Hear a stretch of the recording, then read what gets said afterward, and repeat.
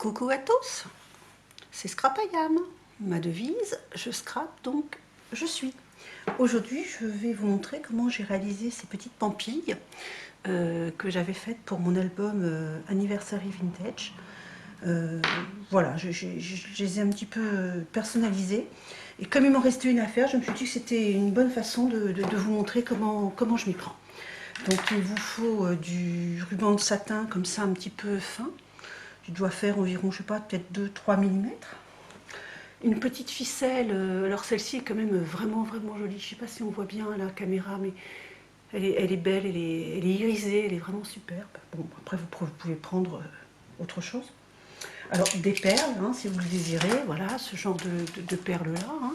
Et puis une aiguille, parce que sans aiguille, on ne peut pas faire grand-chose. Ça peut sembler a priori assez pratique, c'est l'aiguille à canevas.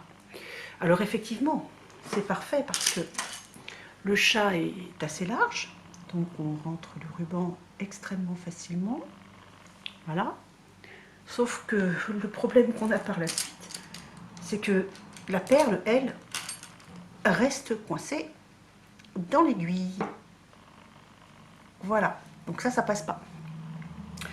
Donc effectivement, hein, sur les gros, j'ai pas de problème. On est bien d'accord que sur celle-là, il n'y a pas du tout de souci. Mais limite, on n'a même pas besoin de l'aiguille pour la passer dedans, quoi qu'il en soit. Donc la petite astuce que je vous propose aujourd'hui, vous savez que la petite astuce Scrap I Am, c'est quand même ma spécialité, c'est de vous montrer un type d'aiguille que j'utilisais lorsque j'ai appris à coudre. C'est l'aiguille à broder. En fait, dans mon jeune âge, pour gagner de l'argent de poche, j'étais mercière, vous allez tout savoir de ma vie. Et c'était les aiguilles que je vendais aux dames qui ne voyaient pas très bien. Parce que, je ne sais pas si vous le voyez sur mon doigt, en fait le chat est quasiment aussi large que celui d'une aiguille à canevas. Or, il s'agit d'une aiguille beaucoup plus fine et pointue, puisque pour broder, on a besoin d'entrer dans le tissu. Donc en utilisant ce type d'aiguille, qui est quand même nettement plus fine, vous allez pouvoir, passer votre ruban extrêmement facilement dans le chat. Voilà, ça c'est fait, et j'ai même pas mes lunettes en plus. Et derrière, vous allez pouvoir enfiler votre perle tout à fait de façon aisée. Aïe, sans me piquer cette fois-ci. Voilà, donc elle passe vraiment très facilement. Donc vous mettez parfaitement tout ce que vous voulez. Hein. Voilà. Donc j'ai utilisé un support. Donc là j'ai pris un tag de vêtements qui était bien épais. Je trouvais que c'était très pratique. Et sur toutes les vidéos de mon album Anniversary, il dépassait, ça m'agaçait quand j'ai fait le montage de voir qu'il était là sur toutes les vidéos. Je me contente d'enrouler autour. Voilà. Alors j'ai enroulé, je crois, 12 fois. 1, 2, 3, 4.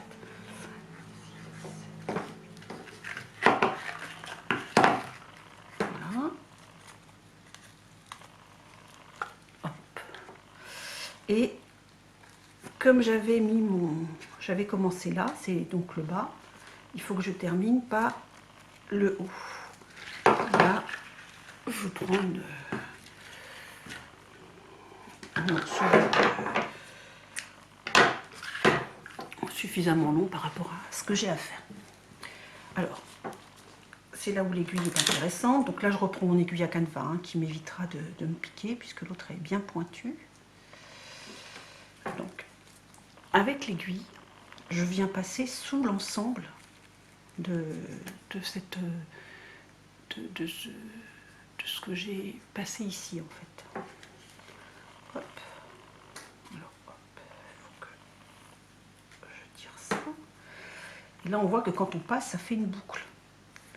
Donc cette boucle, je vais passer une première fois dedans, comme ça. Et ensuite, je la tourne. Hop, je crée une deuxième boucle. Hop, comme ça. Je ne sais pas si vous voyez bien. Donc j'ai ma première boucle dans laquelle je suis passée. Hop, et je crée une deuxième petite boucle ici. Et je repasse dedans. Voilà. Et là, je vais pouvoir venir tirer tranquillement. Et voilà. Notre petit gland est formé. Et on a un nœud qui tient bien et qui tient bien vers le haut. Parce que si on fait un type de nœud comme on a l'habitude de faire, mais je trouve que c'est pas si joli, quoi. Hein, Donc je vous rappelle comment je fais. Je passe une première fois, je le fais sans l'aiguille. Je passe une première fois et ensuite le petit morceau là qui reste, je le tourne comme ça, je crotte. Et bien décidément, hop, donc je le tiens comme ça pour vous montrer. Je fais une deuxième petite boucle et je viens la passer dedans. Voilà. Ça permet de faire un nœud qui tient bien. Voilà. J'espère que vous avez bien compris le système. Bon, là, à présent, je peux enlever ça. Ah, j'en ai oublié. Bah, tant pis.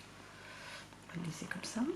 Et là, je vais venir avec ma ficelle, enrouler tout simplement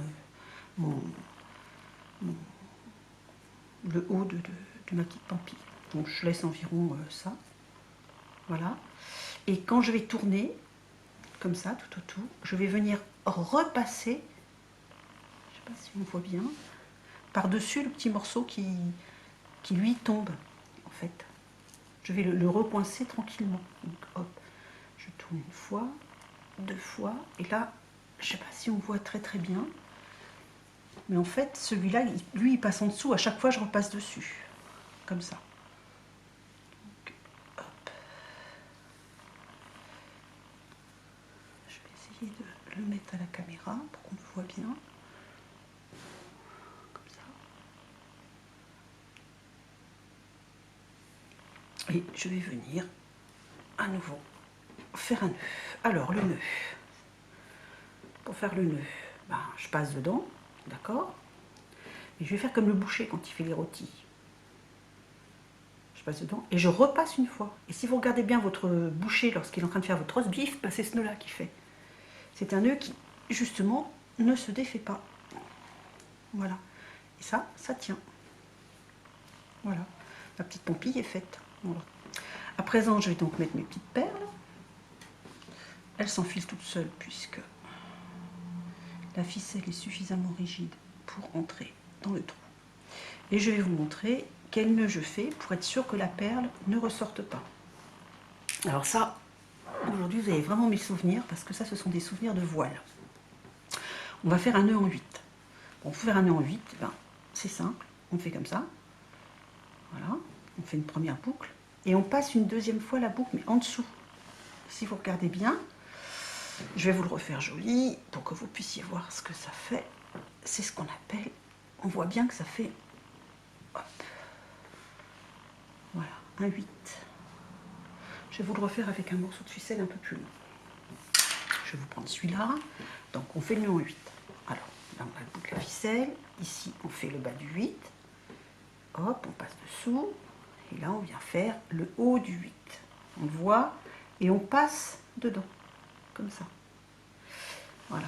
Donc là, je vous le mets bien. Là, vous voyez ça sur tous les petits trucs de voile. C'est ce qu'on met au bout des... C'est comme ça qu'on...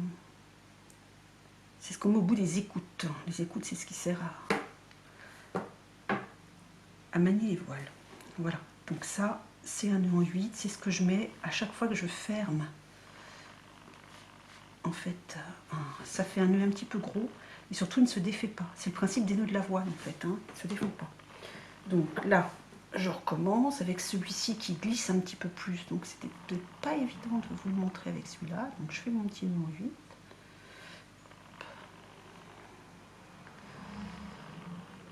Voilà. On voit bien là. Hein. Je pense que vous le voyez correctement. Je tire dessus. Et là, ma petite perle va bien rester. Bon, je fais la même chose ici. Voilà, mon deuxième nœud est réalisé. Donc là, je vais pouvoir couper toutes mes petites, tous mes petits morceaux. Je les coupe en biais. Je trouve que c'est plus joli, puis ça évite que ça ne s'effiloche. Voilà.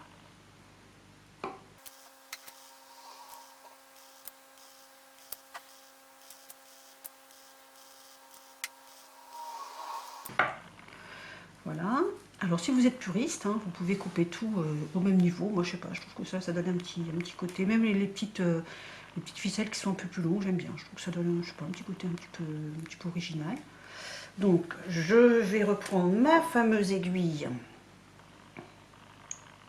à broder. Là, je passe, par exemple, la grosse perle. Hop. Derrière, je vais en passer 2 ou 3 comme ça. Voilà. Tiens, il y en a 2 collés. On va mettre les deux ensemble. Hop. Voilà. Donc ici, afin que les perles ne bougent pas, je vais de nouveau faire un nœud. Donc là, je fais simplement un double nœud.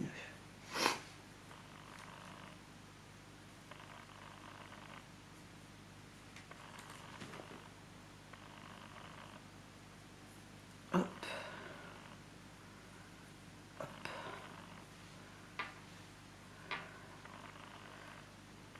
Et je viens le placer au-dessus des perles. Et voilà. La petite pampille qui est faite. Je trouve que c'est original, c'est vraiment marrant. Je me suis inspirée pour ça, ça vient pas de moi, hein, d'une blogueuse américaine qui s'appelle Frances Langs, dont c'est la mascotte, j'ai envie de dire, puisqu'elle en met sur tous ses albums. Alors on en fait des gros, des petits, en laine, en ruban, c'est amusant. Elle a même sur son poignet des tatouages de ses propres petites façons d'agrémenter ses albums. C'est amusant, j'aime bien, elle est originale cette fille. Bon, tout est en anglais, mais enfin bon, quand on regarde des tutos, de toute façon, je crois qu'on a... C'est un peu une langue universelle, hein, les doigts. Voilà. Bon, je vous laisse. J'espère que ce petit tutoriel vous a plu. Si c'est le cas, bah, laissez-moi un petit commentaire. Ça m'encourage. Ça me permet de continuer tranquille parce que quelquefois, je prends beaucoup de temps à monter mes vidéos et j'ai l'impression de... Eh ben, quelquefois, c'est un peu décourageant. Donc, c'est vrai, quand vous me faites des petits coucous, bah, ça fait toujours plaisir. Donc voilà, je vous dis à très bientôt avec l'association Scrap Pas à Pas. Et puis sur de nouvelles vidéos.